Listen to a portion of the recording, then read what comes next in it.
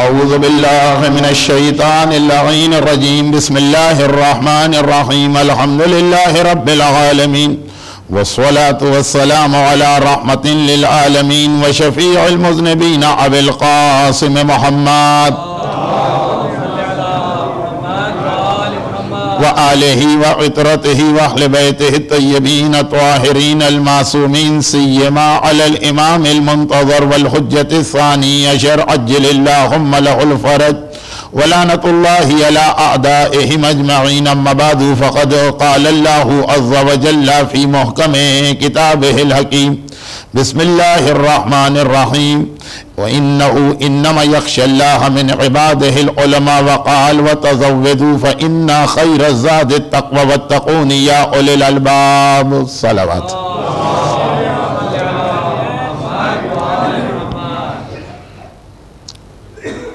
8 روزہ مجالس کا یہ سلسلہ آج کی اس محفل کے ساتھ اختتام کو پہنچ رہا ہے، اور اس میں 2 مناسبتیں تو آپ کے علم میں ہیں ہی کہ اصل میں یہ سلسلہ شہزادی کونین کی شہادت کے حوالے سے قائم ہوا، اور پھر کل کی رات آج کا دن میرے مظلوم آقا کی ولادت کا دن۔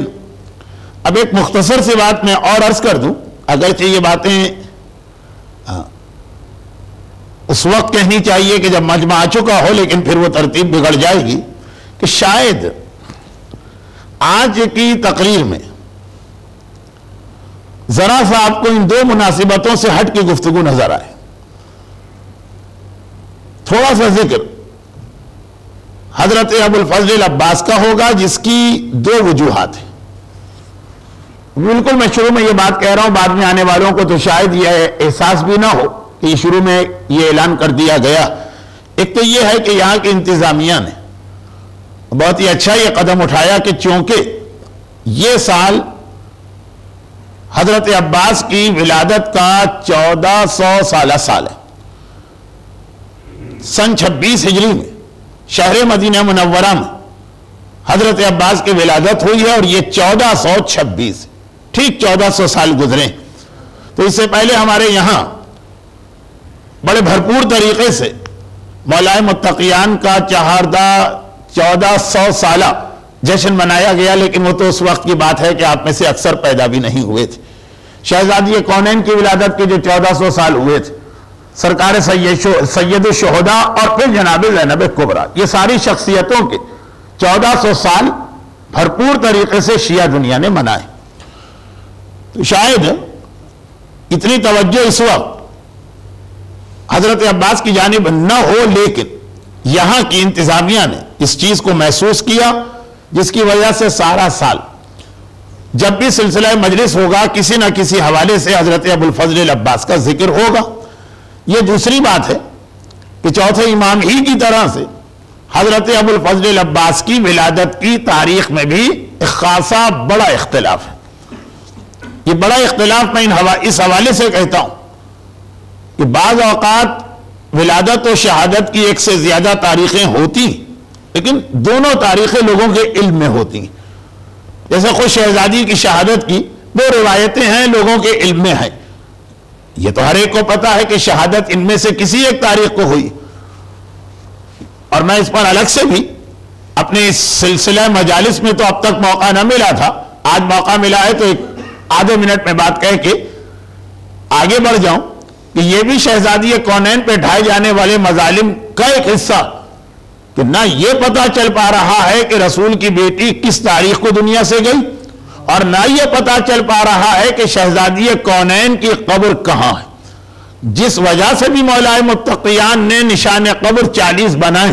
بہرحال وہ اب تک یہ یاد رکھیے گا کہ اب تک یہ طے نہیں کیا جا سکا ہے کہ کون سی جگہ ایسی کہ 100% یقین کے ساتھ نہ صحیح تو 99% اطمینان کے ساتھ آدمی کہہ دے کہ یہ قبر ہے۔ نہیں، احتمالات ہیں کہ یا جنت البقیع میں ہے اور یا روضہ رسول میں۔ تو خیر یہ بھی مظالم کا ایک حصہ ہے کہ اس انداز سے تاریخی شب میں جنازہ اٹھا تو تاریخ میں اختلاف ہوا، اور ایک سے زیادہ نشان قبر بنائے گئے تو قبر کے معین کرنے میں اختلاف ہوا۔ لیکن جیسا کہ میں نے کہا کہ یہ وہ اختلاف ہے جو کم از کم تاریخ کی حد تک مومنین کو معلوم ہے کہ ہاں بھائی ایک روایت یہ ہے اور ایک روایت وہ ہے۔ اور میں بڑا اختلاف اسے کہتا ہوں کہ جہاں ایک تاریخ پتہ ہے تو اس کو دوسری تاریخ ہی نہیں معلوم کہ اس میں بھی کوئی احتمال ہو، جیسے خود چوتھے امام کی ولادت جہاں 15 جمادی الاولیٰ کو منائی جاتی، وہاں 4 شعبان کا کوئی علم بھی نہیں، اطلاع بھی نہیں، اور جو لوگ 4 شعبان کو ولادت مناتے ہیں ان کو یہ علم ہی نہیں ہے کہ 15 جمادی الاولیٰ بھی تاریخ ولادت ہے اور خاصے بڑے حصے میں منائی جا رہی۔ جناب عباس کی ولادت 7 رجب یا 5 شعبان، اب اس کے اندر بھی ایسا ہی اختلاف، جن علاقوں میں 7 رجب کو یہ تاریخ ولادت منائی جاتی ان کے ذہن میں بھی نہیں ہے کہ شعبان میں کوئی تاریخ آ رہی، یا جو شعبان کو مناتے ہیں ان کے ذہن میں رجب کی تاریخ نہیں۔ ہاں یہ دوسری بات ہے کہ دبئی جیسے کاسموپولیٹین سٹی مختلف جگہوں کے لوگ جمع ہو گئے تو تھوڑا بہت تذکرہ ہو جاتا ہے دونوں تاریخوں پر۔ تو حضرت ابوالفضل عباس کی ولادت کی تاریخ میں اختلاف ہے، سن میں اختلاف نہیں کہ وہ 26 ہجرہ اور یہ 1426 ہجری چل رہی ہے تو ٹھیک 1400 سال۔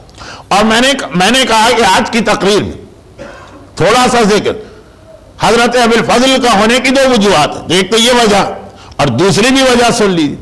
دوسری وجہ جو کل بھی آپ نے برادر محترم شاہد بلتستانی صاحب جب قصیدہ پڑھ رہے تھے اور آپ بار بار سنتے رہتے ہیں تو کوئی بتانے کی بات ہی نہیں کہ یہ وہ شخصیت کہ جن کے بارے میں شہزادی کونین نے بار بار مختلف حوالے سے یہ فرمایا کہ یہ میرا بیٹا، حضرت عباس کو اپنا بیٹا قرار دیا، سلسلہ کلام چل رہا ہے شہزادی کونین کے حوالے سے۔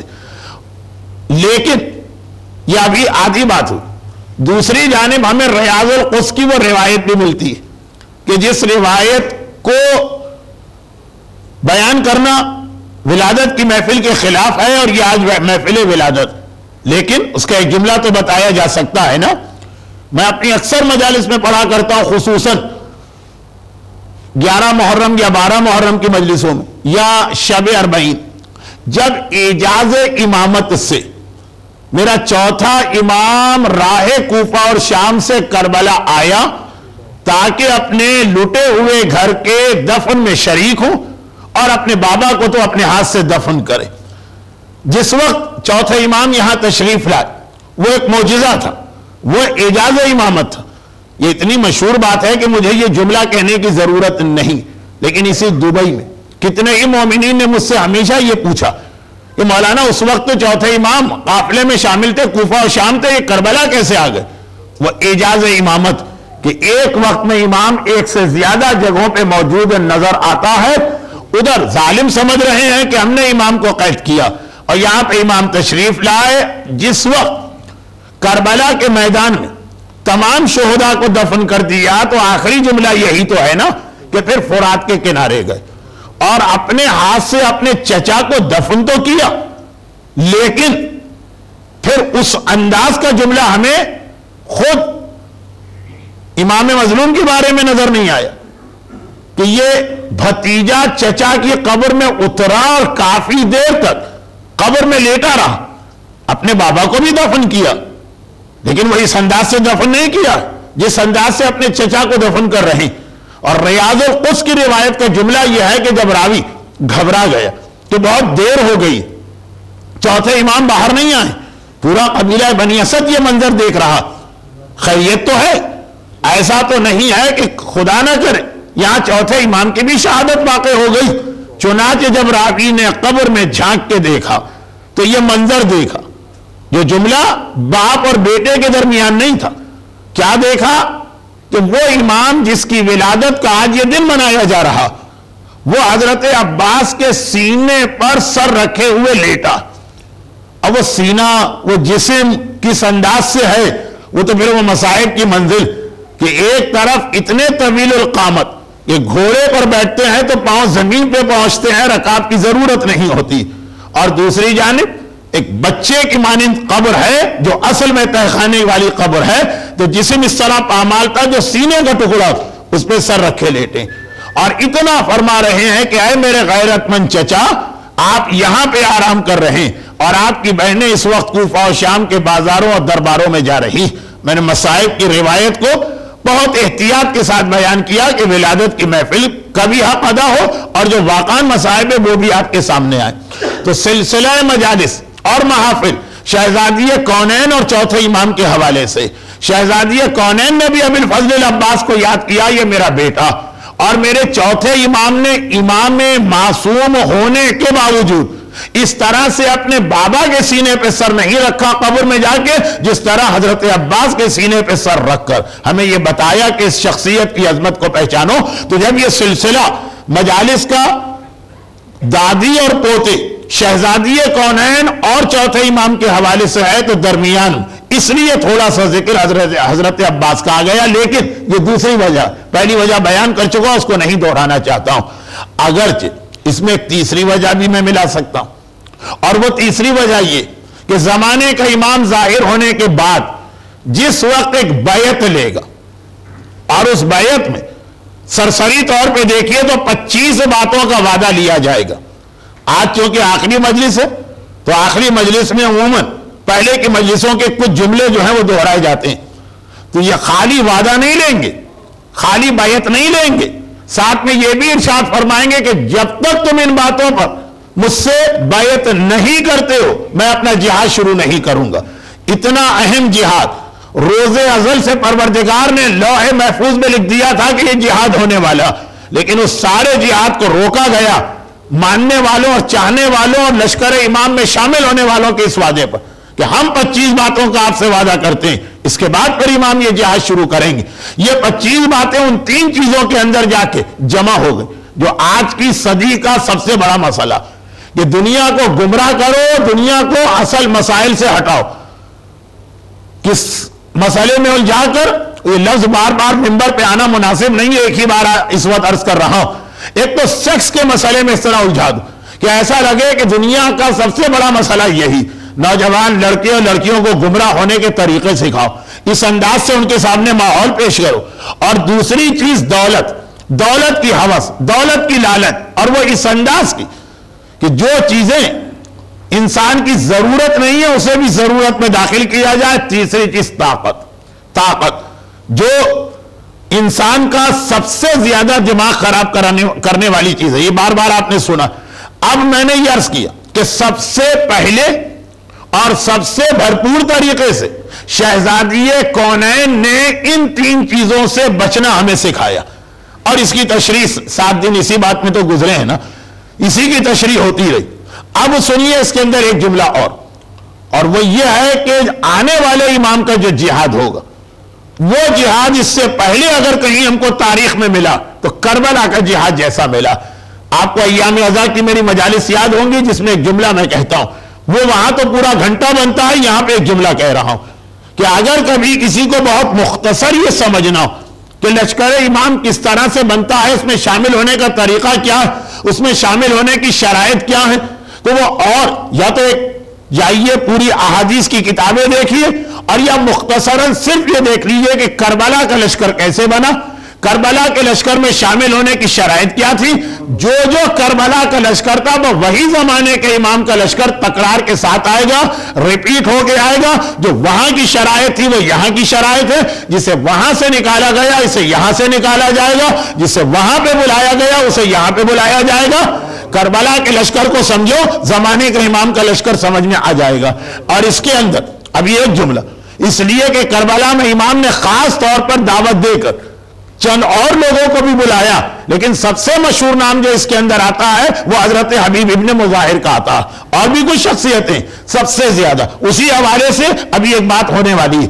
لیکن یہ تو میں نے عرض کیا کہ کربلا کا لشکر، کربلا کے لشکر میں امام مظلوم وہ تو وہی حیثیت رکھتے ہیں جو اپنے لشکر میں امام زمانہ کی حیثیت۔ امام مظلوم کے بعد کربلا کے لشکر میں سب سے نمایاں نام حضرت عباس کا آتا ہے۔ اب دیکھیے وہ بیعت نامہ جو زمانے کا امام پیش کرے گا، وہ بیعت نامہ جس سے ہمیں پہلی مرتبہ باخبر کیا مولا کائنات نے مشکل کشائے عالم میں، یہ سارے حوالے دے چکا ہوں۔ وہ بیعت نامہ جس کی تیاری شروع کرائی شہزادی کونین نے، کربلا میں اگر آپ جا کے دیکھی تو حضرت عباس کے کردار میں آپ کو وہ ساری باتوں کی جھلک نظر آ رہی ہوگی۔ یہ ایک سمبولک لینگویج ہوتی ہے، یہ رمز ہوتے ہیں، یہ اشارے ہوتے ہیں، لیکن یہ ساری باتیں آپ کو نظر آ رہی ہیں۔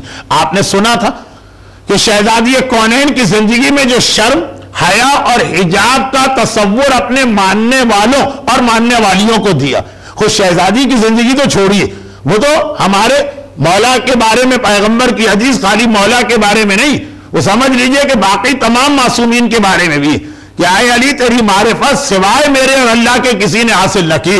شہزادی کونین کی معرفت سے بھی ہماری عقلیں جو ہیں وہ عاجز، تو لیکن اس میں سے جتنا حصہ اپنے ماننے والوں کو دیا حجاب کے حوالے سے، میدان کربلا میں حضرت عباس سب سے زیادہ کس حوالے سے ہمارے سامنے آتے ہیں؟ ان میں ایک حوالہ وہی جس کی وجہ سے چوتھے امام چچا کے سینے پہ سر رکھے ہوئے فریاد کر رہے ہیں۔ چوتھا امام اپنے چچا کو یاد کر کے فریاد کیوں کر رہا ہے؟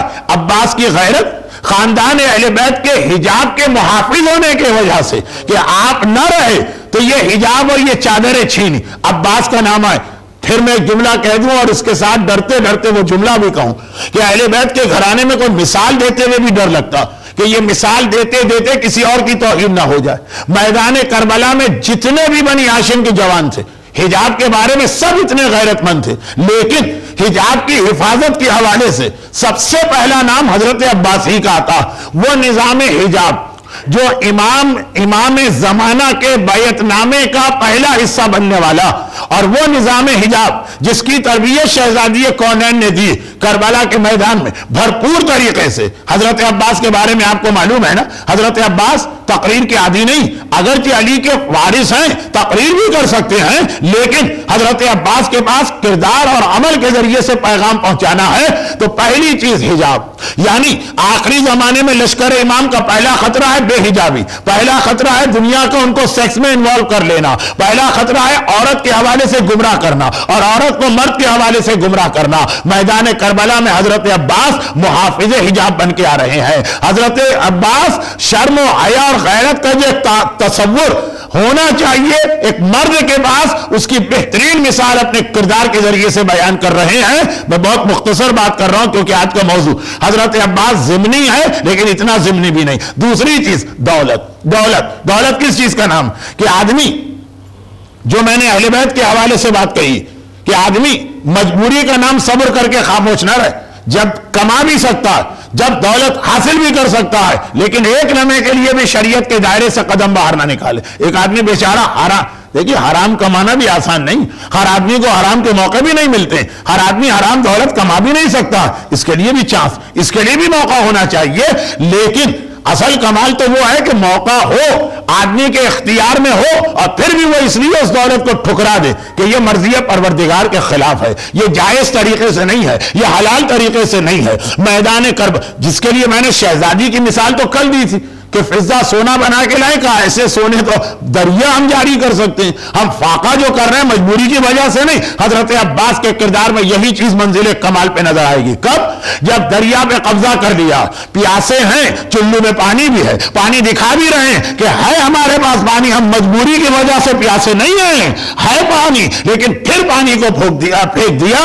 حسین کی وفا میں بھی، سکینہ کی محبت میں بھی، اور امام زمانہ کے بیعت نامے کے دوسرے حصے کو واضح کرنے کے لیے بھی، اگر پورا موضوع ہی حضرت عباس کی سیرت ہوتا تو یہی بیعت نامہ حضرت عباس کی زندگی میں نظر آتا۔ اور سب سے بڑی بات وہ ہے طاقت، جو کل بات آ رہی تھی نا، جو کل نامکمل بھی رہ گئی، آج بھی نامکمل رہے گی، لیکن اتنا سمجھدار مجمع ہے، اشاروں ہی کے ذریعے سے ان کے لیے بات بتا دینا کافی ہوتا ہے۔ وہ کیا کہ امام زمانہ کے بیعت نامے میں تیسری چیز ہے کہ تمہیں جہاں بھیجا جا رہا وہاں جا کے اپنی طاقت کی وجہ سے پاگل نہ ہو جانا، چنانچہ پہلے ان باتوں کا وعدہ کرو۔ بلکہ میں نے عرض کیا کہ سب سے زیادہ باتیں 25 میں سے 12 باتیں خالص حوالے سے ہیں۔ دیکھیں جب طاقت آدمی کے جب طاقت آتی ہے تو کس طرح دماغ خراب ہوتا ہے، طاقت آتی ہے تبھی تو انسان دوسروں کو گالیاں دیتا ہے، تبھی تو انسان دوسروں کی توہین کرتا ہے، تبھی تو انسان دوسروں پر اپنی بات کو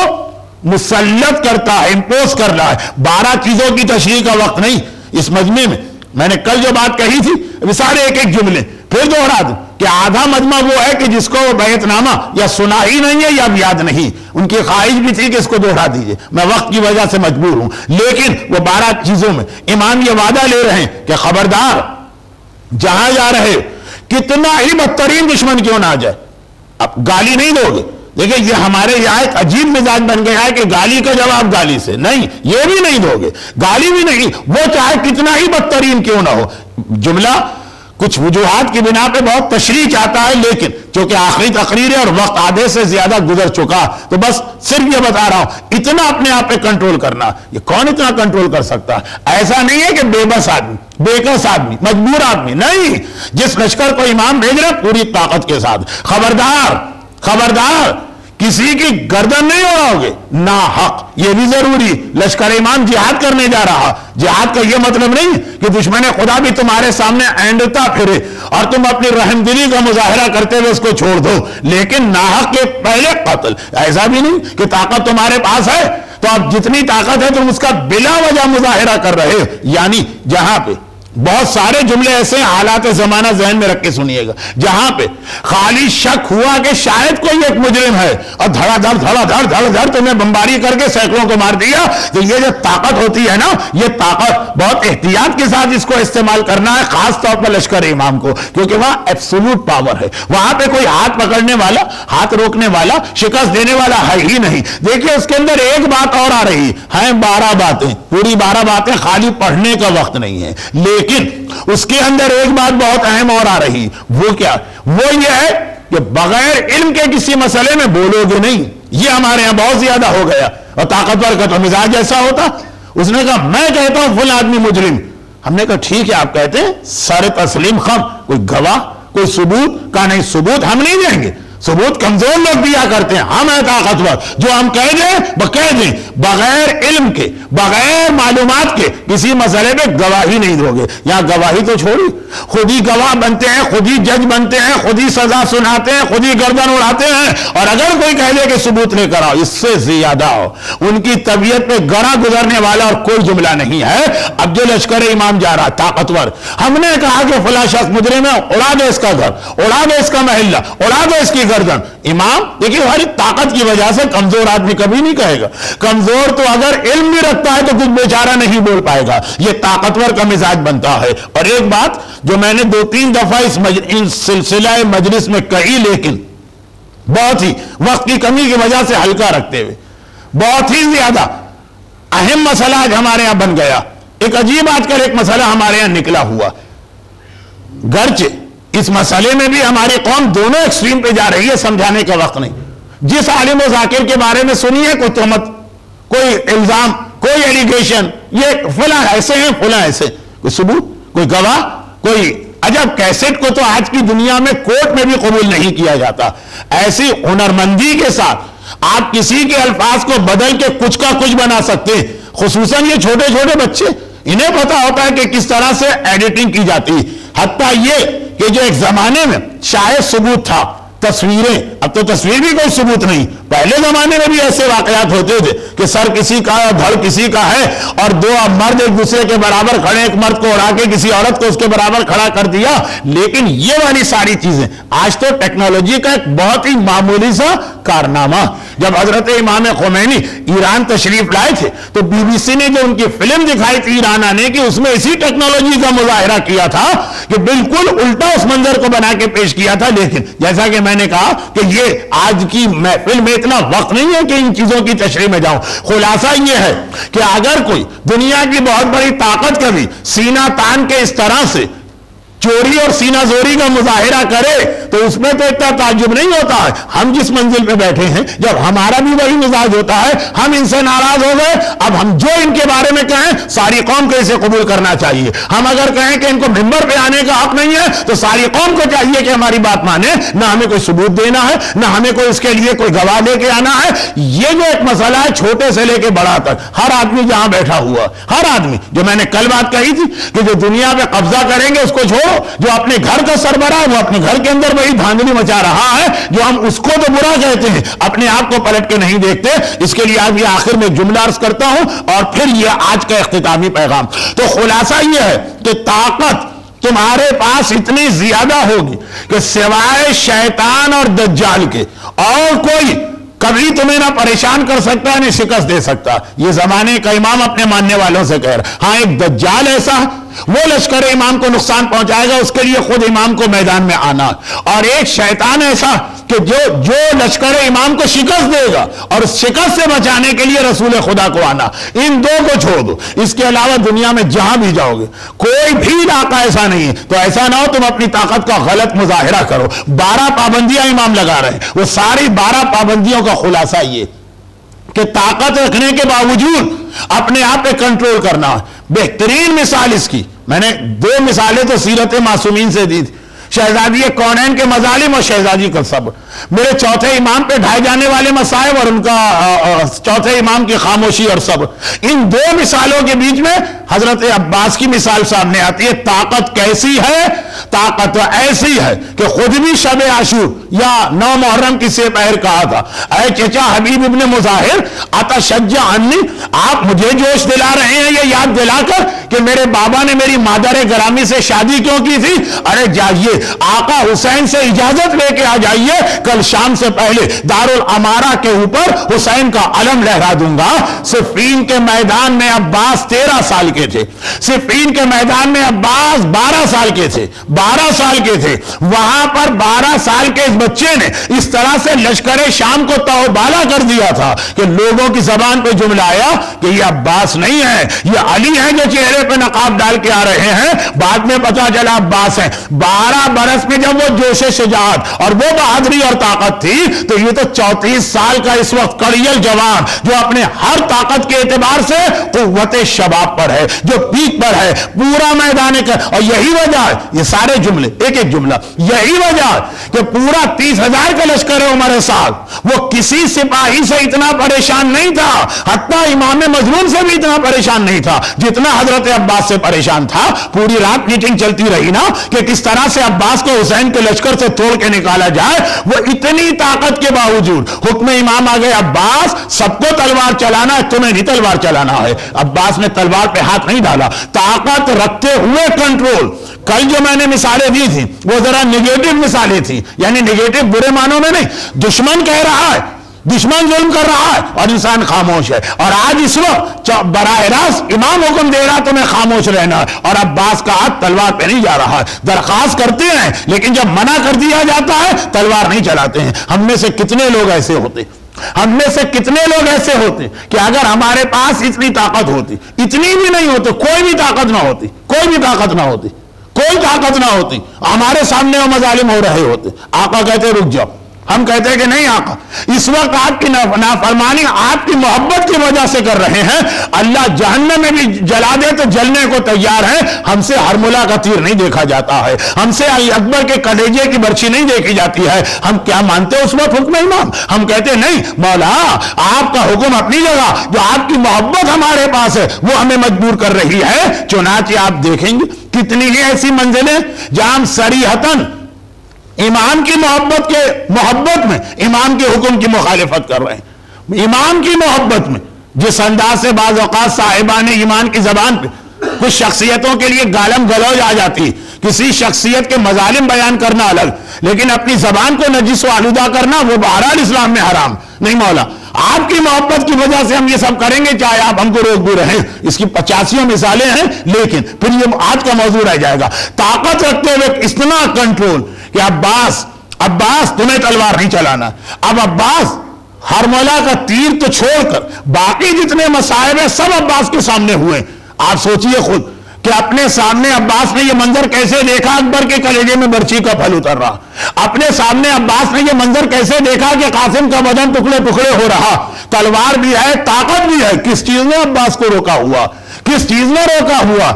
صرف ایک چیز نہیں کہ وہ حکم امام سے قدم آگے نہیں بڑھانا، طاقت رکھتے ہوئے اس طرح سے کنٹرول کرنا ہے۔ اور یہیں پر ایک مختصر سی بات یہ عرض کر دوں کہ عباس کا یہ رتبہ کہ آج عباس کو وہ لقب ملا ہے جو ایک امام معصوم کا لقب، باب الحوائد، دیکھیں بنیادی طور پہ باب الحوائج کا لقب ہمارے ساتویں امام موسی کاظم علیہ افضل الصلاۃ والسلام کا خاص ساتویں امام کا یہ مخصوص لقب ہے، گرچہ حاجتیں پورے ہونے کے حوالے سے علی سے بہتر کون امام جن کو یہ لقب ملے، اور کربلا والے میرے مظلوم آقا سے بڑھ کے کون ہے جن کو یہ لقب ملے، اور ہماری عورتیں تو حاجتیں پوری ہونے کے حوالے سے سب سے بہتر واقفی شہزادی کی کہانی سے ہیں، گرچہ ہماری عورتوں ہی میں ساتویں امام کو بھی پکارنے کا جذبہ گزشتہ 20-25 سال سے شروع ہو گیا، لیکن یہ لقب خاص ساتویں امام کا،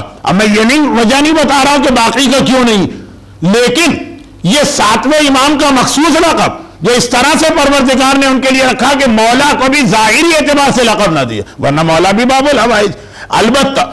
البتہ وہ لقب اگر کسی اور کو ملا ہے تو وہ غیر معصوم حضرت عباس کو۔ دیکھیں جملہ کہتے ہوئے میرا کلیجہ ٹکڑے ہوتا، اگر شریعت ہمارے راستے میں رکاوٹ نہ بنے تو 14 معصوم کو بڑھا کے اس سے زیادہ کرنے کو دل چاہتا۔ کیا ہم کہیں گے حضرت عباس کو، کیا ہم کہیں گے ثانیہ زہرا کو، کیا ہم کہیں گے حضرت علی اکبر کو، لیکن کیا کریں وہاں مجبور کیا جا رہا کہ 14 سے زیادہ معصوم نہیں ہیں، یہ محفوظ عن الخطا ہیں۔ بہرحال محفوظ عن الخطا کے باوجود دل یہی چاہتا ہے کہ ان کے لیے بھی یہ لفظ استعمال کرو۔ حضرت عباس 14 معصومین سے باہر، لقب وہی ملا، تو کیوں ملا؟ ایک بڑی وجہ اس کی وہی جو آج آپ کی سمجھ میں آ گئی تو میرا موضوع سمجھے مکمل ہو گیا، اور وہ بڑی وجہ یہ ہے کہ پروردگار کا ایک اصول، جو خدا کے لیے جتنی بڑی قربانی اور سیکریفائس دیتا پروردگار اسی انداز سے اس کو پلٹ کے اجر دیتا۔ میں قیامت کے اجر کی بات نہیں کر رہا، وہ تو اپنی جگہ دنیا میں بھی خدا اس کو وہی خصوصیت عطا کیا کرتا، دنیا میں بھی۔ ہمارے یہاں ایک بڑا مسئلہ اور یہ جملہ پورا ایک اشرا ہوتا کہ گناہوں کی لوگ خالی سزا سمجھتے، تو وہ تو کہیں قیامت میں ملے گی، آج تو نہیں مل رہی۔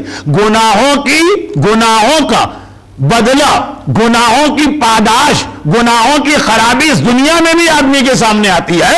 تو چلے آپ نے کہا کہ اگر ہم نے شراب پی یا گانا سنا یا بے پردہ گھر سے باہر نکلے یا ہمارے مرد نے داڑھی منڈوائی یا ہمارے بچے نے ڈسکو ڈانس سنا اور دیکھا تو خیر یہ تو آخرت کی بات ہے، دیکھ لیں گے وہاں، آخرت نہیں، وہ تو ہے اپنی جگہ، دنیا میں بھی اس کے اثرات سامنے آتے ہیں۔ اور یہ اتنا اہم پیغام، بہت سارے لوگوں کا مزاج ایسا نا کہ دور کی چیزوں پہ تو توجہ نہیں دیتے، تو قریب کی چیز بتائی جائے تو شاید ان کی آنکھیں کھلے۔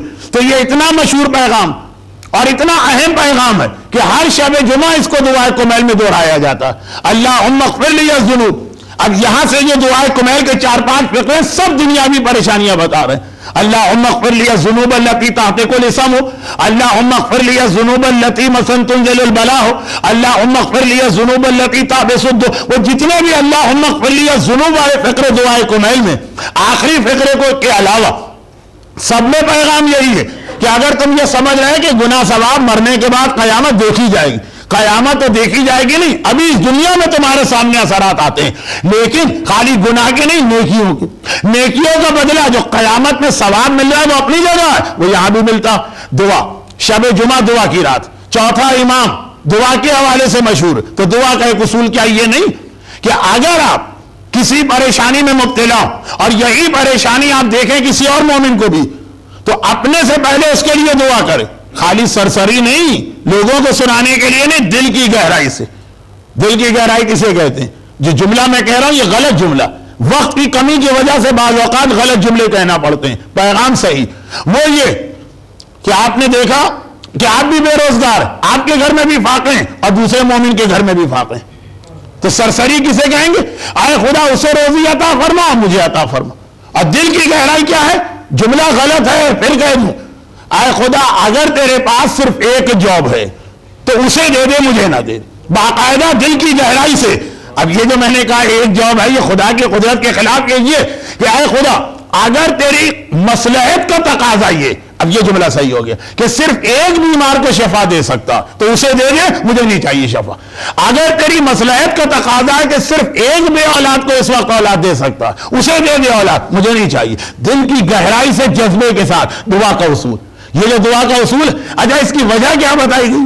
یہ آدمی کیوں ایسا کہے گا؟ کتنے لوگ ایسے ہوں گے؟ وجہ یہی تو بتائی، اور اسی امام نے بتائی ہے جن کا لقب باب الحوائج، کہ جس وقت تم دل کی گہرائی سے یہ جملہ کہتے ہو، 70,000 فرشتے پلٹ کے کہتے ہیں خداوندہ اس نے اس کے لیے دعا مانگی، اب ٹھیک یہی چیز ہم 70,000 معصوم فرشتے اس مرد مومن کے لیے مانگ رہے ہیں۔ وہ قیامت کے دن جو اجر و ثواب ملے گا چھوڑیں، نیکیوں کے بھی دنیا میں اثرات ہیں، گناہوں کے بھی اثرات ہیں۔ کچھ دعائے کنیل کا بھی میں نے ذکر کر دیا، کچھ دعا کا بھی ذکر کر دیا۔ حضرت عباس نے پروردگار کے کہنے پر، امام مظلوم کے فرمان پر اپنی زندگی کی سب سے بڑی خواہش چھوڑ دی۔ دیکھیے ہر آدمی کی زندگی کی ایک خواہش ہوتی، کسی کو بڑا اچھا مکان چاہیے، کسی کی زندگی کا ٹارگیٹ ہے کہ ایک وہ دن آ جائے کہ میں اچھی گاڑی میں بیٹھ کے لوگوں کے سامنے آؤں، کسی کی خواہش ہوتی ہے کہ بہترین مجھے بیوی ملے، کسی کی خواہش ہوتی ہے مجھے بہترین اولاد ملے۔ ہر آدمی کی زندگی میں دعائیں بہت ہیں، لیکن ایک بہت بڑی خواہش وہ اس کا ٹارگیٹ ہوتا۔ جیسے ہمارے یہاں جو ہمارے قابل احترام علماء، وہ آپ کو بتائیں ان کے حالات تو بڑی کہ جی جب سے ہم نے وہ سنبھالا ہماری سب سے بڑی خواہش تھی کہ پروردگار ہمیں مجتہد یا مرجع بنا دے۔ اب ایک بڑی خواہش ہوتی ہے ہر آدمی کے پاس۔ حضرت عباس کی زندگی کی تو ایک ہی خواہش تھی، ایک ہی خواہش تھی، ساری زندگی دہراتے رہے۔ وہ خواہش کیا تھی کہ جس کے لیے میرے بابا نے میری مادر گرامی سے عقد کیا تھا وہ دن آئے تو میں اپنی تلوار کے جوہر دکھاؤں۔ 34.5 سال، پورے 34 سال جو عباس کی عمر ہے، یہ تمنا عباس کے دل میں رہی۔ 34 سال سوچتے رہے وہ وقت آنے پائے پھر میں دکھاتا ہوں کہ کس طرح میں اپنے بابا کی بہادری کا وارث و جانشین ہوں۔ ساری زندگی کی خواہش، اور جب وہ وقت آ گیا کہ یہ خواہش پوری ہو، اسی دن عباس سے کہا گیا سب تلوار چلائیں گے، تم نہیں تلوار چلا سکتے۔ عباس نے اپنی زندگی بھر کی مراد اور زندگی بھر کی حاجت حکم خدا پہ قربان کر دی۔ اب یہ نظام پروردگار ہے، تم نے میری وجہ سے اپنی مراد قربان کر دی، اب جو تمہارے نام پہ مرادیں لے کے آئیں گے ان کو جھولیاں بھر بھر کے عطا کیا جائے گا۔ باب الحوائج، باب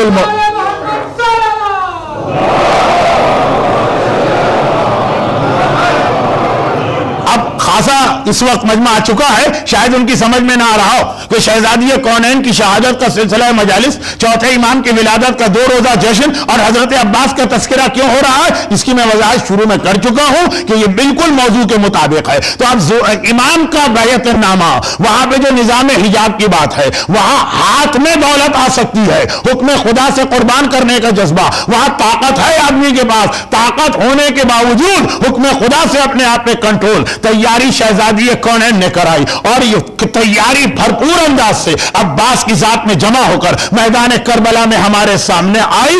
اس لیے بھی خالی اس لیے نہیں، وہ تو دوسری وجہ ہے، اس لیے بھی شہزادی نے کہا عباس میرا بیٹا ہے۔ لیکن اب یہاں پہ واپس اصل موضوع پہ جائیے، اور وہ یہ میں نے اصل جو بات تھی، اصل بات جو اصل اس وقت آخری فقرہ، یہ 3 مرتبہ کہا، جب تینوں چیزیں الگ الگ بتائی تھی، آج پھر اسے جمع کر کے جاتے جاتے آخری پیغام دے رہا ہوں۔ 3 مرتبہ الگ الگ یہ جملہ کہا کہ بھائی اسلام نے بتا تو دیا تمہیں ایسا بننا، لیکن طریقہ کیا؟ ارے بتا تو دیا کہ دولت کی جانب مت جاؤ، لیکن وہ طریقہ کیا ہے جس سے دولت مل رہی ہو؟ مجبوری کا نام صبر غلط ہے، اختیار کا نام صبر ہے، جو بار بار میں سمجھا رہا ہوں، لیکن وہ طریقہ کیا ہے کہ آدمی اختیار رکھتا ہو اور پھر بھی مثلا نامحرم کی جانب قدم نہ بڑھائے، حرام دولت کی جانب قدم نہ بڑھائے، طاقت رکھتا ہو اور پھر بھی لوگوں کی باتیں برداشت کرے۔ تو 3 مرتبہ میں نے جملہ آخر میں کہا تو تھا نا، وہ جملہ نہیں، آج اس کے بعد کا جملہ، بس اسی پہ اختتام ہے، یہ خلاصہ ہے، یہ نچوڑ ہے پورے 8 دنوں کی محافل اور مجالس کا، کہ میں نے 3 مرتبہ یہ کہا یہ اس وقت ہوگا جب دلوں میں خوف خدا ہو۔ اس کے علاوہ کوئی طریقہ نہیں ہے کہ آدمی کو موقع مل رہا ہو، اختیار ہو اور پھر بھی وہ اپنے قدم روک لے۔ گاڑی کو روکنے کے لیے بریک ہوتا ہے، مومن کو روکنے کا بریک صرف یہ کہ خوف خدا دل میں ہو۔ خوف خدا دل میں ہو تو یقیناً بن کر سنور کر سج کر ایک لڑکی سامنے آ رہی ہے اور آدمی اپنی نگاہیں ہٹا لے گا۔ حرام چل کے اس کے گھر پہ آ رہا ہے، اس کو خود نہیں جانا، اسے کوئی کوشش بھی نہیں کرنا، حرام چل کے اس کے پاس آ رہا ہے، خوف خدا ہوگا تو وہ اس کو منع کر دے گا۔ طاقت ہے اور وہ دیکھ رہا ہے کہ کمزور ترین انسان پھونک مارو تو اڑ جائے، اور وہ اس طرح سے میرے ساتھ بدتمیزی کر رہا ہے، اور پھر بھی اپنے آپ پہ کنٹرول کرے، کب؟ جب خوف خدا دل میں ہوگا۔ شہزادی کونین کا وہ شیشیاں، وہ بوتلیں خوف خدا کے آنسو سے جمع کرنے سے لے کر چوتھے امام کا جہنم اور قیامت کی آگ کو بطور مثال پیش کرنا، یہ ساری اب ایک آخری بات کہ ٹھیک ہے خوف خدا دل میں ہو تو یہ ہوگا، لیکن خوف خدا کیسے پیدا ہوتا؟ دیکھ ہر چیز ایک دوسرے سے ملی ہوئی ہے کہ ٹھیک ہے خوف خدا، لیکن خوف خدا دل میں آتا کیسے؟ خوف خدا دل میں پیدا کیسے ہوتا؟ اس کا جواب بھی شہزادی کونین اپنے اس خطبے میں دیا، اور ایک طرح سے کربلا میں اسی کے دوسرے رخ کو عمل کے ذریعے بتایا گیا۔ یہ جتنا بھی بیعت نامہ اور تیاری، یہ قولن بھی ہے، یہ فعلن بھی ہے۔ ایک منزل پہ معصوم زبان سے بھی اصول بتاتے ہیں، دوسری منزل پہ وہی اصول ان کے عمل کے ذریعے بھی ہمارے سامنے آ رہا ہوتا۔ خوف خدا یہ بنیاد، صحیفہ کاملہ کو پڑھ جائیے، خوف خدا ہی خوف خدا ہے، لیکن یہ خوف خدا دل میں کیسے آئے؟ شہزادی کونین جو اپنا خطبہ دے رہی، میں اگرچہ اس خطبے پر اسی دبئی میں 2-3 مرتبہ الگ الگ اشعے پڑھ چکا ہوں، لیکن پھر بھی حق تو یہ ہے کہ اس کا حق ادا نہ ہوا، اور حق یہ ہے کہ اسے بار بار دہرانا پڑتا، تب مومن کو یاد ہوگا۔ خطبے کا پہلا حصہ ایسا جس کا کوئی تعلق موقع اور محل سے نہیں۔ بھئی موقع اور محل کیا ہے؟ شہزادی اپنے حق کا مطالبہ کرنے گئی، خطبے کے پہلے حصے میں کوئی حق کی بات ہی نہیں، بلکہ کچھ ایسی عام سی باتیں کہ جس سے صاف ظاہر ہو جاتا کہ شہزادی کونین معصومہ ہیں، عالمہ ہیں، ان کو معلوم ہے کہ قیامت تک کے لیے یہ خطبہ ریکارڈ میں آئے گا، دشمنان اہل بیت تو اسے پڑھیں گے ہی نہیں، پڑھیں گے کیا، اس کو مانیں گے بھی نہیں، لیکن کون پڑھے گا اور کون مانے گا؟ چاہنے والے۔ تو یہ پیغام ان کو ایک مل گیا، باقی باتیں تو غیروں سے ہیں، لیکن جب ایک خطبہ، میرا خطبہ میرے چاہنے والے پڑھیں گے تو خالی یہ بات نہ ہو کہ میں نے غیروں سے کیا کہا، ان کو بھی ایک پیغام ملے۔ چنانچہ خطبے کے پہلے حصے میں ذرا سوچیے، شہزادی جا رہی ہیں اپنے حق کا مطالبہ لینے کرنے، اور وہ فدق کا مطالبہ تو نہیں تھا، وہ اصل میں یہ بتانا تھا کہ خلافت و امامت کس کا حق ہے۔ لیکن شروع میں بات کہاں سے ہو رہی؟ کہاں سے بات شروع ہو رہی؟ نماز، روزہ، حج، امر بالمعروف، شراب حرام، چوری حرام۔ دیکھیں وہ حق کا مطالبہ، عام گفتگو میں، عام مجلسوں میں حق کا مطالبہ، یعنی کربلا کی وضاحت ہوتی ہے، اس میں نماز روزے کی بات آ جائے تو لوگ ناراض ہو جاتے ہیں۔ 1400 سال کے بعد وہاں عین مین مظالم کے درمیان شہزادی کھڑی، اور اس وقت بات کیوں ہو رہی ہے؟ نماز کیوں واجب، روزہ کیوں رکھا گیا، حج کیوں اسلام میں آیا، امر بالمعروف کی کیا اہمیت ہے، اس کے بعد حرام کا بھی تذکرہ ہوا، چوری نہ کرو۔ آج اگر کبھی یہ موضوع مجلس میں آ جائے، لوگ کہتے ہیں ہم کو کیا KG کلاس کا بچہ سمجھ رکھا؟ شہزادی کونین کے خطبے میں جا کے دیکھیے، شراب سمجھ میں آئی، چوری کا بھی ذکر ہے، کم تولنے کا بھی ذکر ہے، یہ سارے واجبات و حرام شہزادی نے اپنے خطبے کے پہلے حصے میں بتایا۔ اس کے بعد ایک جملہ کا، اور پھر اس کے بعد دربار خلافت کی طرف متوجہ ہوں، خطبہ شروع کیا، حمد پروردگار سے مخاطب سب کو کر رہی ہے، سب سے مطلب قیامت تک کے مومنوں کو۔ اب یہ ساری چیزیں بتائیں، یہ واجبات ہیں، یہ حرام، تو لا محالہ اس وقت ذہن میں ایک سوال آئے گا۔ شہزادی نے وہ اسٹائل نہیں کیا جو میرا ہے کہ پہلے سوال پھر جواب۔ شہزادی کو پتا کہ خطبہ میرے دشمن تو نہیں سنیں گے، دشمن سنتا تو پتا ہے کہ وہ بے علم بھی ہے، بے وقوف بھی ہے، اس کو ایک ایک چیز سمجھانا پڑتی ہے۔ یہ خطبہ تو باب مدینہ علم کو پکڑے ہوئے مومن سنیں گے، ان کے لیے اشارہ کافی ہے۔ تو واجبات و حرام بتائے، پھر ایک جملہ شہزادی نے عجیب ارشاد فرمایا، وہ جملہ قرآن کی ایک آیت ہے، اور بس وہ اصل میں سوال کا جواب ہے کہ شہزادی ہمیں پتا یہ سب چیزیں واجب، اور ہمیں پتا چل گیا یہ سب چیزیں حرام ہیں، کیا کریں؟ دل نہیں مانتا، کیسے اس کی پابندی کریں؟ تو شہزادی کا جملہ سنیے، قرآن کی ایک آیت کی تلاوت کی، انما یخشی اللہ من عبادہ العلماء ولا تموتن الا وانتم مسلمون۔ یہ دو الگ الگ آیتیں کہا سنو، اور یہ بھی سن لو، یہ بھی سن لو، اللہ سے صرف وہ لوگ ڈرا کرتے ہیں جو صاحبان علم ہوتے ہیں، اور خبردار ایسا نہ ہو کہ موت کا فرشتہ تمہارے پاس آئے تم اسلام سے نکل چکے ہو۔ دو پیغام اس میں آ رہے ہیں، ایک پیغام یہ آ رہا ہے کہ یہ واجبات و حرام کو معمولی چیز نہ سمجھو، اگر اس نظام کی مخالفت کرتے رہے تو ہو سکتا ہے وقت موت تمہارا ایمان ہی تمہیں چھوڑ کے چلا جائے۔ شب جمعہ دعائے عدیلہ۔ اور اس سے پہلے کا پیغام، اللہ سے فقط وہ ڈرتے ہیں جو صاحبان علم ہیں۔ تو شہزادی نے اشارتاً وہ پیغام دیا کہ ان تمام چیزوں کی پابندی کون کرے گا؟ کہا جس کے دل میں خوف خدا ہو۔ تو سوال یہ کہ خوف خدا دل میں کیسا پیدا ہوتا ہے؟ کہا کہ خوف خدا انہی کے دل میں ہوتا ہے جو صاحبان علم ہوتے ہیں۔ تو بس پیغام مکمل ہو گیا، جتنا اپنا علم بڑھاتے جاؤ گے اتنا خوف خدا تمہارے دل میں بڑھتا جائے گا، جتنے زیادہ جاہل رہو گے اتنا خوف خدا دل میں سے کم ہوتا چلا جائے گا۔ یہی مسئلہ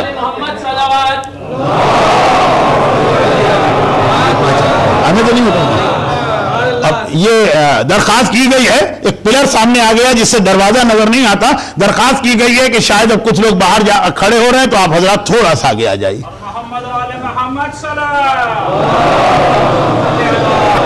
اور وقت کی کمی کی وجہ سے بس میرا بیان آخری مرحلے میں شہزادی نے لیکن 2 لفظ استعمال ہو گیا قرآن کی آیت کی تلاوت کی، خوف خدا، اور کہا صرف ان کے دل میں جو صاحبان علم ہے۔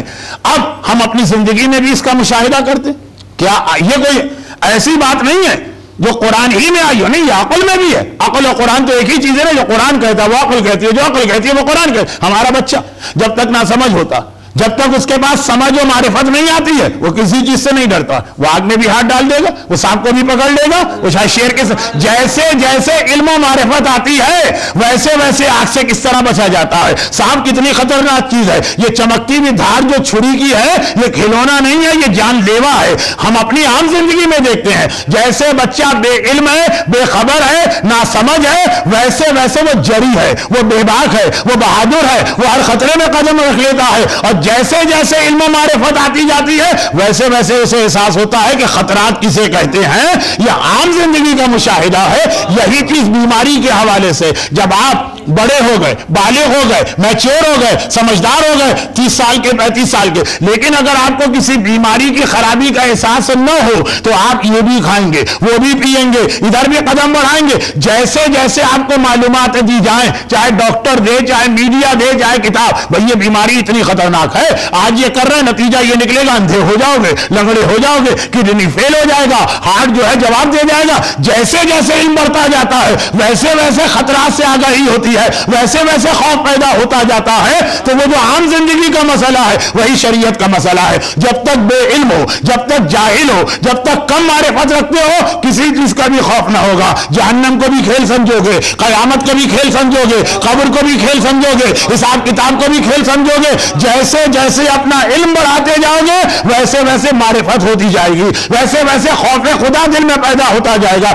یہی وجہ ہے کہ جو جتنا بڑا عالم ہے اسلام میں اتنا ہی زیادہ وہ خوف خدا سے روتا نظر آتا ہے، حتیٰ جو عصمت کی منزل میں پہنچ جائے اس سے زیادہ خوف خدا میں گریہ کرنے والا آپ کو کوئی نہ ملے گا، چاہے وہ دعائے کمیل کی شکل میں گریہ ہو، چاہے وہ دعائے عرفہ کی شکل میں امام حسین کا گریہ ہو، چاہے وہ صحیفہ کاملہ کی شکل میں میرے چوتھے امام کا گریہ ہو۔ تو سب سے بڑی یہی ذمہ داری قرار پائی۔ اور چوتھے امام کے حوالے سے بات کہوں اور اپنا آج کا موضوع بلکہ 8 دنوں کا سلسلہ مکمل کروں، اور وہ یہ کہ یہ بھی سنیے، ولادت چوتھے امام کی ہے نا، 2 روزہ جشن چوتھے امام کا ہے نا، اس لیے یہ لائٹنگ ہو رہی ہے۔ تو اب سنیے، ہر امام معصوم صحیح معنوں میں دنیا کے سامنے کب آتا؟ صحیح معنوں میں ولادت کے موقع پہ نہیں آتا، بچپنے میں نہیں آتا، شہادت کے موقع پہ نہیں آتا۔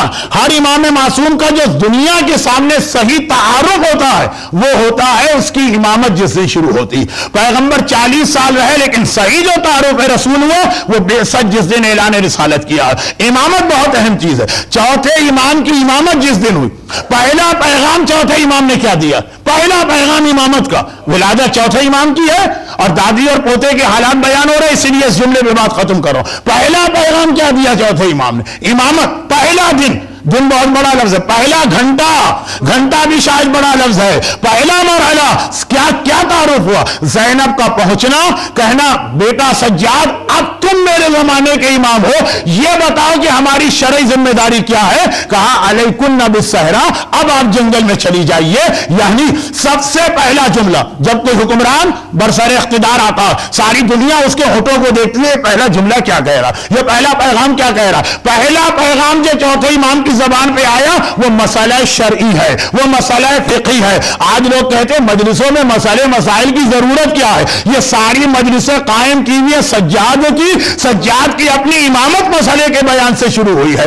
اتنا معمولی مسئلہ جو زینب کی کنیزوں کی کنیزیں بھی جانتی ہیں، فضہ تو چھوڑے قرآن سے کلام کرتی ہیں، فضہ کی کنیز بھی جانتی ہوگی، لیکن چوتھے اس مسئلے کے ذریعے سے چوتھے امام کا پہلا تعارف دنیا کے سامنے ہوا۔ یہ وہ امام ہے جس کی امامت مسئلے کے بیان سے شروع ہو رہی ہے۔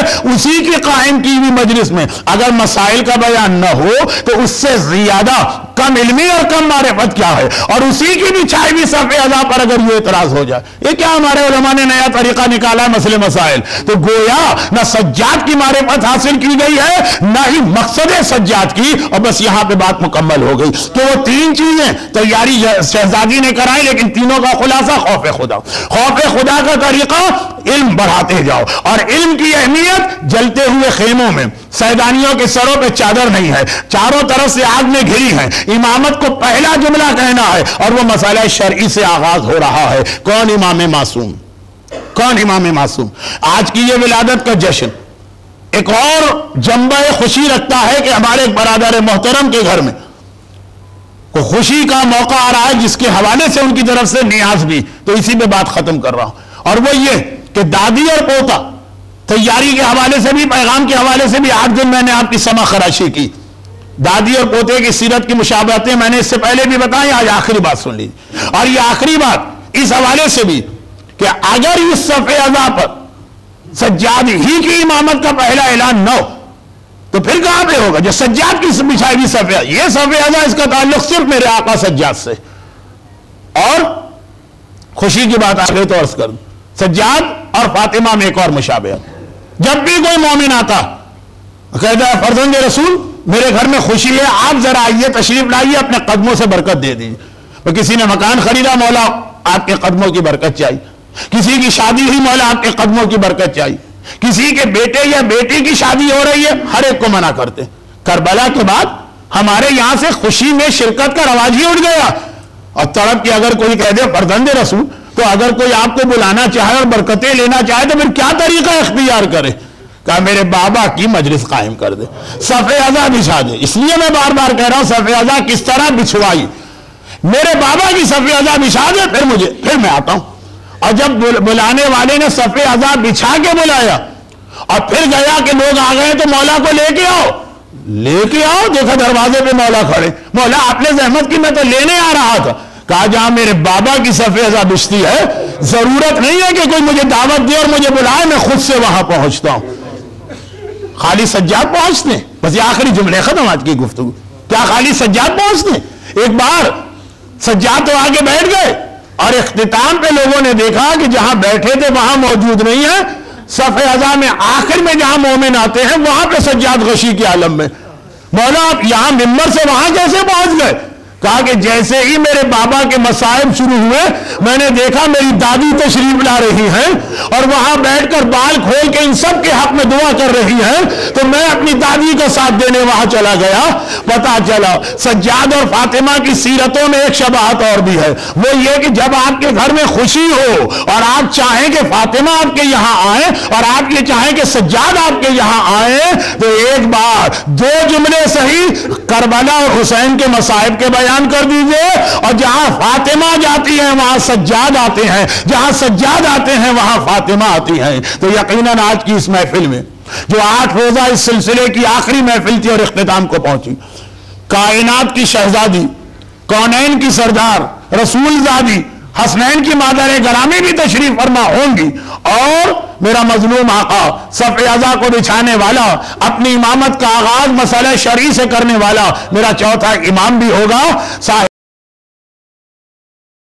ایمان ولادت کی خوشی میں بھی آئے ہیں، ایک برادر محترم کی خوشی میں بھی۔ پروردگارا تجھے واسطہ چہاردہ معصومین کا، لیکن خصوصاً وہی شہزادی کونین اور چوتھے امام کا، جن کی مناسبت سے یہ 8 روزہ بیان ہوا، اور جو یقیناً اس محفل میں بھی تشریف فرما ہوں گے تمام صاحبان ایمان، خصوصاً جو لوگ آج کی محفل میں آ سکے ہیں اور جن کی جانب سے آج نیاز کا اہتمام ہے، دنیا اور آخرت کی ہر پریشانی سے انہیں محفوظ فرما، ان تمام صاحبان ایمان کی ساری حاجتیں پوری فرما۔ خدا بندہ ہمارے تمام مرحومین، خصوصاً جو لوگ آج کی محفل میں آئے ہیں، ان کے خاندان کے تمام مرحومین، تمام شہداء ملت، خاص طور پر حالیہ واقعات میں جو شہادتیں ہو رہی، ان سب کو جوار سید الساجدین اور جوار سید الشہداء سے ملحق فرما۔ خدا بندہ ابو الفضل عباس کا تذکرہ ہوا، ابو الفضل عباس سقا کا نام ہے جو پیاسوں کی پیاس بجھاتا ہے۔ اس مجمع میں جو لوگ پیاسے ہیں، چاہے اولاد کی پیاس ہے، چاہے روزگار کی پیاس ہے، چاہے صحت کی پیاس ہے، چاہے کسی دنیاوی مسئلے کی پیاس ہے، چاہے آخرت کی پیاس ہے، بے حق سقائے کربلا ابو الفضل عباس ان تمام مومنین اور مومنات کی حاجتیں پوری فرما۔ اور خدا بندہ جس عظیم مقصد کے لیے زہرا اور سجاد نے اپنے ماننے والوں کو تیار کیا، اس مقصد کو پورا کرنے والے اور ان کے مظالم کا انتقام لینے والی اپنی آخری حجت امام زمانہ کے ظہور میں تعجیل فرما۔ ربنا تقبل منا انک انت السمیع العلیم.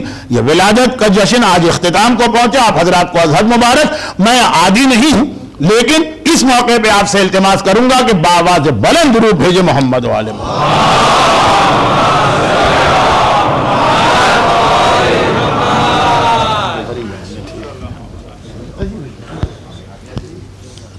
بر محمد و آل محمد صلی اللہ. اب میں برادر شاہد سے ملتمس ہوں کہ وہ تشریف لائیں اور بارگاہ امامت میں نذران عقیدت پیش کریں. بر محمد و آل محمد صلی اللہ.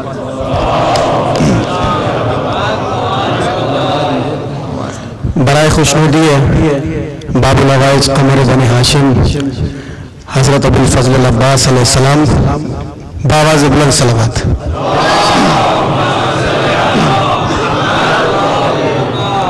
سب سے پہلے دو اشعار غازی عباس سرکار کی شان میں.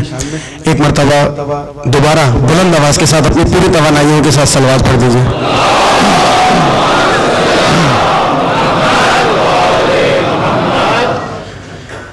مانگنے والے کو مانگنے والے کو حاجت ہے تمہیں سے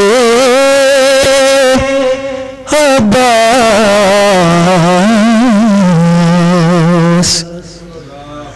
مانگنے والے کو حاجت ہے تمہیں سے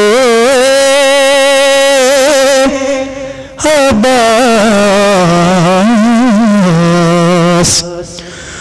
اور دونوں عالم میں کوئی تجھ سا نہ جری ہے عباس. اور معرفت کی منزلت دیکھیے گا شعر میں. آ رہی ہے درو دیوار سے خوشبو وفا. آ رہی ہے درو دیوار سے خوشبو وفا. ایسا لگتا ہے کہ اس وقت یہی ہے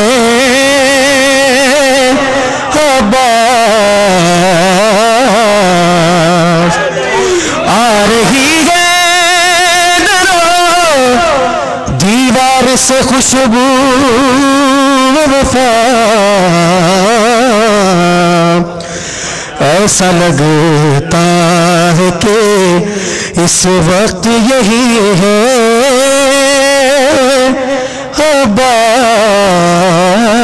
عباس. مانگنے والے کو صلوات.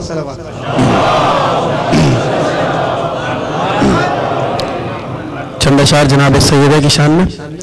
نام سیدہ کے لیے بلند آواز سے درود پڑھ دیجیے.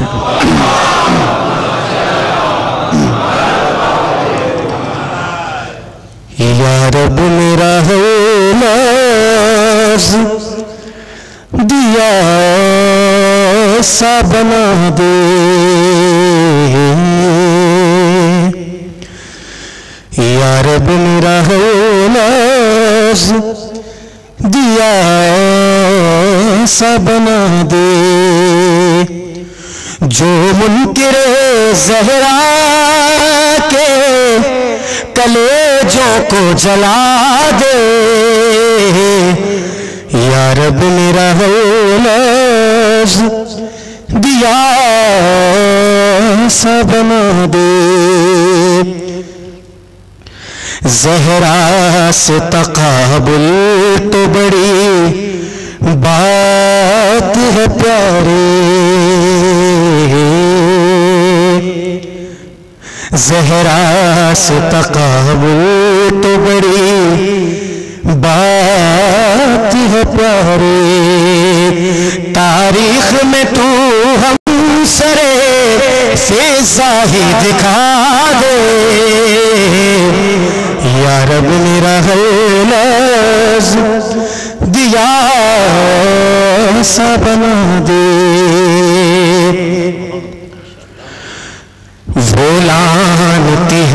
جس سے کہ راضی نہیں زہرا، وہ لعنتی ہے جس سے کہ راضی نہیں زہرا، لاکھ اس کو زمانہ رضی اللہ بنا دے، یا رب میرا ہے لفظ وہ لعنتی ہے جس سے کہ راضی نہیں زہرا، وہ لعنتی ہے جس سے کہ راضی نہیں زہرا، لاکھ اس کو زمانہ رضی اللہ بنا دے، یا رب میرا لفظ دیا ایسا بنا دے۔ اور کتنا بے بس ہے یہ وائز، آپ بھی دیکھیے، ایک دفعہ درود پڑھا محمد والے محمد۔ گر فاطمہ زہرا سے حسد ہے تجھے واضح، گر فاطمہ زہرا سے حسد ہے تجھے واضح، قرآن سے تو سورہ کوثر کو مٹا دے، یا رب میرا ہے لفظ دیا ایسا بنا دے،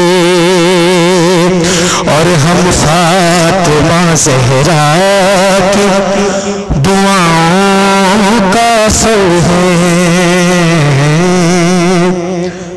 فکر کرنے کی اور ڈرنے کی کوئی بات ہی نہیں ہے، ہم فاطمہ زہرا کی دعاؤں کا سر ہیں، ہمت نہیں دنیا میں تشیع کو مٹا دے، یا رب میرا ہے لفظ دیا ایسا بنا دے، محمد والے محمد صلی اللہ علیہ وسلم۔ اور آخر میں دو اشعار استغاثہ کے باب العوائج قمر بن ہاشم کی مناسبت سے یہ محفل آج برپا کی گئی ہے، تو دو اشعار استغاثہ کے پڑھوں گا، پھر آپ کی سماعتوں کو اجازت، ایک دفعہ باواز بلند صلوات پڑھنا ہے۔ آپ تمام لوگ میرے ساتھ مل کر اس استغاثہ میں شامل ہوں گے تاکہ یہ دعا مستجاب ہو سکے۔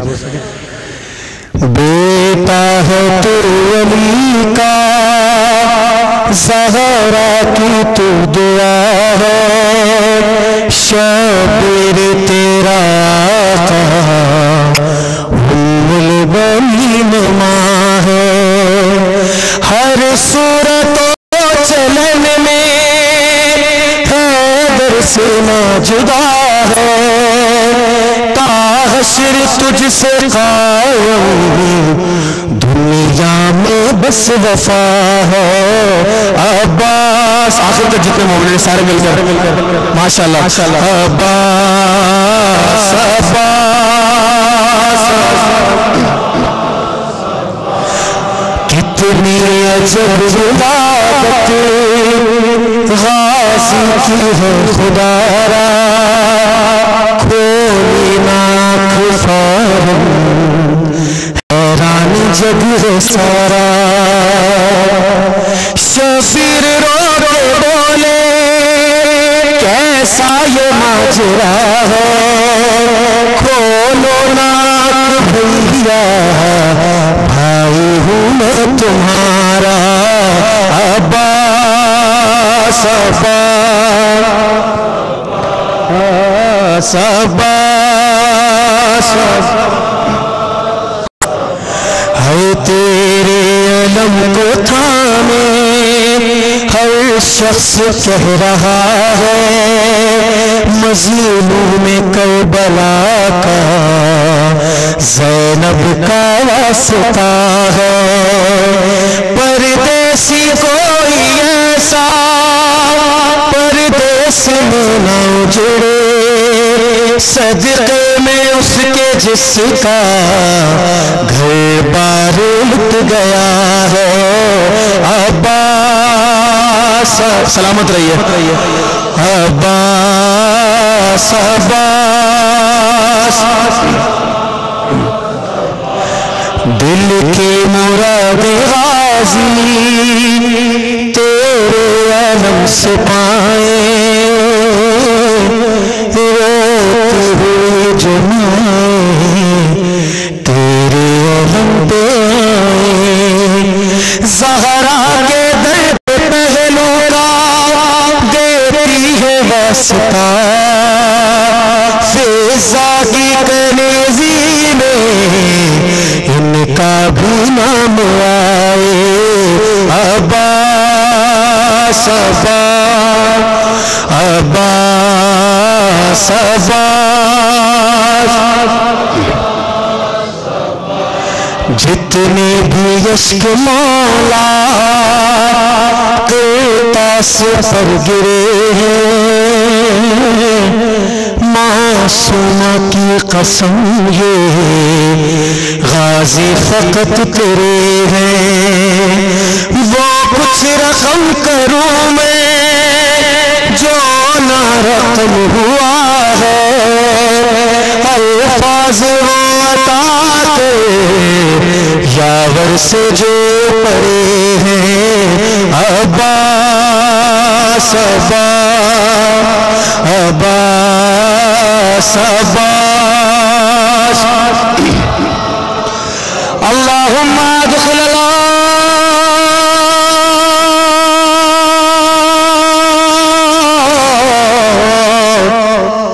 اہل القبور السرور اللہم اغنی کل فقیر